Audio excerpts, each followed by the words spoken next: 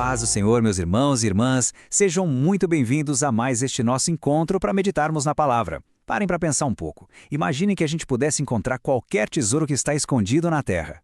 Ouro, diamantes, o que fosse. Mas, e se existisse algo muito, mas muito mais valioso, que não pode ser encontrado em mina nenhuma? É sobre isso que vamos conversar hoje. Vamos mergulhar fundo numa passagem incrível do livro de Jó, que fala justamente sobre essas duas buscas. A busca por riquezas e a busca infinitamente maior pela verdadeira sabedoria.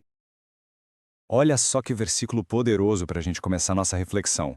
O homem dá fim à escuridão e vasculha os recônditos mais remotos em busca de minério nas mais escuras trevas. Uau! Isso aqui já define o tom da nossa conversa, não é? Fala sobre essa busca incansável, essa audácia do ser humano para conquistar o que é desconhecido, para levar luz à escuridão e tirar valor dos lugares mais profundos e perigosos que existem. Então, vamos lá. A nossa jornada hoje começa bem fundo lá nas profundezas da Terra. E olha, essa primeira parte do capítulo 28 de Jó não é só sobre mineração, não. É muito mais. É quase um poema, uma homenagem à incrível capacidade que Deus deu ao ser humano. Fala da coragem, da inteligência, que usamos para desvendar os segredos que o nosso planeta guarda. O texto começa de um jeito bem direto, sabe? Listando o que o homem tanto procura. Prata, ouro, ferro, cobre. Pense bem, são os materiais que formaram civilizações inteiras. Isso mostra que desde muito tempo atrás, o ser humano já domina essa arte de cavar e de encontrar riquezas na Terra. Mas o que é realmente impressionante aqui é como o texto descreve esse processo. Preste atenção nos detalhes. Não é uma tarefa fácil. Imagine só, cavar poços em lugares esquecidos, ficar pendurado num abismo, longe de tudo e de todos, perfurar a rocha dura e, como diz o texto, transtornar as raízes das montanhas. É uma imagem muito forte que fala de um esforço gigantesco, de uma conquista quase inacreditável. E para a gente ter uma ideia do quão escondidos e secretos são esses túneis, o autor usa uma imagem poética, belíssima. Diz que é um caminho que nenhuma ave de rapina conhece. Pense nisso. Nem o falcão, com aquela visão super aguçada, consegue enxergar esses caminhos. São lugares que só a determinação e a inteligência que Deus nos deu poderiam alcançar. E qual é o resultado de toda essa coragem, de todo esse esforço? Tesouros, glória. Aquilo que estava escondido na mais profunda escuridão é trazido para a luz. A gente vê aí safiras, pepitas de ouro, joias preciosas. A mensagem aqui é clara. Quando o assunto é riqueza material, o ser humano parece não ter limites. Ele consegue encontrar de tudo. Pois é. E é bem aqui, nesse ponto alto, nesse momento de triunfo humano, que a palavra faz uma virada simplesmente genial. Depois de mostrar tudo que o homem consegue encontrar, o foco muda completamente.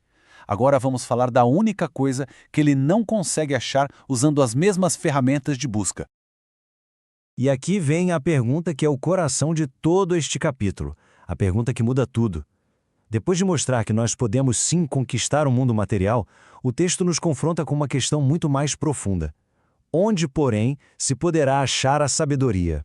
Onde habita o entendimento? Se somos tão bons em achar ouro e prata, onde é que a gente acha a sabedoria?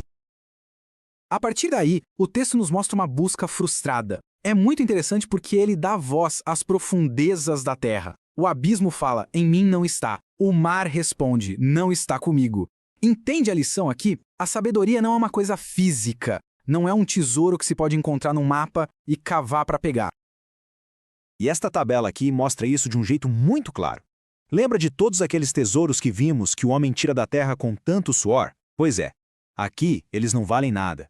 O texto é muito direto. Não existe ouro, não existe prata, não existe joia cara o suficiente que possa comprar a sabedoria. O valor dela é de outra natureza. Então vamos raciocinar juntos. Se não dá para cavar e achar a sabedoria, e também não dá para comprar, a nossa busca tem que mudar de rumo, certo? A fonte dela tem que ser outra. Uma fonte totalmente diferente daquela onde buscamos as riquezas do mundo. E o texto reforça mais uma vez, a sabedoria é algo que escapa. Ela está escondida dos olhos de toda criatura viva.